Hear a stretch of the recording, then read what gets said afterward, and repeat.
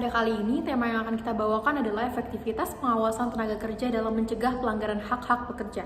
Terdapat dua bentuk bekerja untuk diri sendiri atau swakerja dan bekerja untuk pihak lain dengan imbalan. Hubungan kerja formal diatur melalui perjanjian kerja yang menjadi dasar hukum hubungan antara pekerja dan pemberi kerja. Hak-hak pekerja diatur dalam regulasi nasional atau Undang-Undang Ketenagakerjaan dan Internasional atau ILO.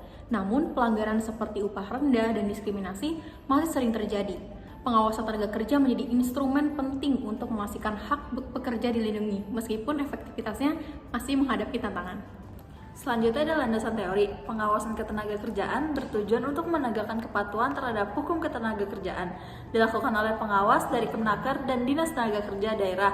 Fokus pengawasan meliputi upah, waktu kerja, keselamatan kerja, PHK, dan jaminan sosial. Dasar hukum pengawasan yaitu pertama ada Undang-Undang Nomor 13 Tahun 2003 menjadi dasar utama pengawasan kerja.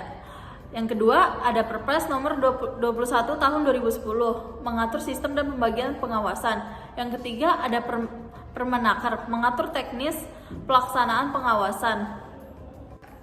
Selanjutnya ada hak-hak pekerja. Hak-hak pekerja diatur dalam Undang-Undang Ketenagakerjaan dan peraturan turunannya. Secara singkat dan jelas, hak-hak pekerja meliputi 1. Hak memperoleh upah yang layak sesuai peraturan, termasuk upah minimum, upah lembur, dan upah saat tidak bekerja karena alasan tertentu. 2. Hak atas perlakuan dan kesempatan yang sama tanpa diskriminasi di tempat kerja. 3. Hak atas jaminan sosial dan perlindungan keselamatan serta kesehatan kerja. 4. Hak mendapatkan pelatihan kerja untuk meningkatkan kompetensi. 5. Hak menjadi anggota atau membentuk serikat pekerja atau serikat buruh. 6. Hak mendapat cuti dan waktu istirahat, termasuk cuti hamil, cuti tahunan, cuti haid, dan cuti karena alasan penting lainnya. 7. Hak atas tunjangan hari raya keagamaan. 8. Hak mendapat pesangon jika terjadi pemutusan hubungan kerja. 9. Hak untuk melaksanakan ibadah sesuai agama dan kepercayaan.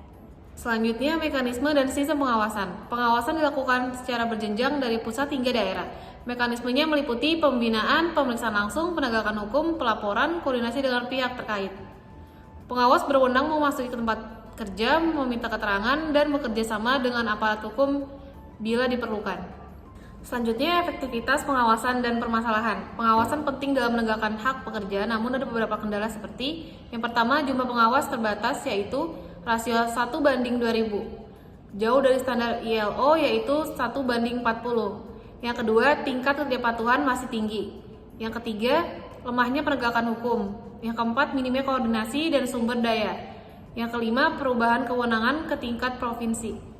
Selanjutnya ada bentuk pelanggaran umum. Yang pertama ada upah di bawah standar, kedua PHK tidak adil, ketiga tidak membayar THR, keempat jam kerja berlebih, kelima kondisi kerja tidak aman, keenam tidak diikutsertakan dalam BPJS, ketujuh pemberangusan serikat pekerja, kedelapan pelanggaran hak ibadah.